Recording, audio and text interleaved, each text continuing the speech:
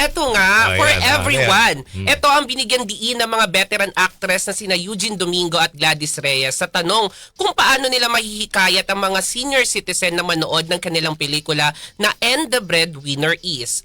Ang And the Breadwinner Is ay kabilang sa 10 pelikulang kalahok ng 50th Metro Manila Film Festival ngayong taon. Kasama nila Eugene at Gladys sa pelikula na siya ang bida ay si Uncabogable star Vice Ganda. Sa ginanap na Grand Media and FanCon, sinabi ni Eugene na lahat ng tao ay dapat manood na nasabing pelikula kung saan maraming aral na makukuha na magagamit sa pang-araw-araw. Para naman kay Gladys, ang isang pamilya naman ay may maituturing breadwinner at sinigrado niya na kumpleto at wala nang hahanapin pa sa pelikula. Lahat tayo may kilalang breadwinner. Baka ikaw ang breadwinner o yung kapatid mo matagal ng pasan-pasan ng pagiging breadwinner. So panahon na para mapanood natin. Ito ay unique sa kultura ng Pilipino na bakit nga ba sa isang pamilya may isang titindig para sa lahat.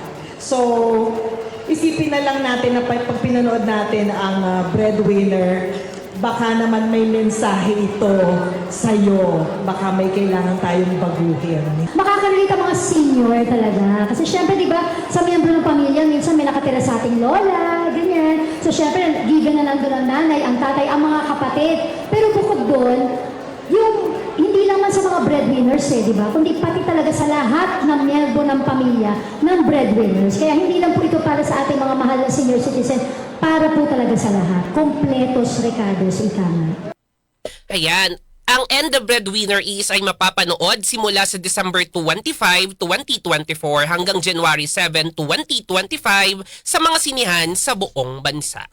So manood na tayo, Tito Aljo. Bira. Kuya Sander. 10 yan. Panoodin niyo yung 10 lahat. Sige. May libre ba?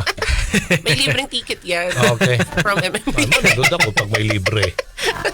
At yan ang entertainment news na nag-iisang Diyosa sa balat ng radyo. Ako si Josayan Tatak Arimet.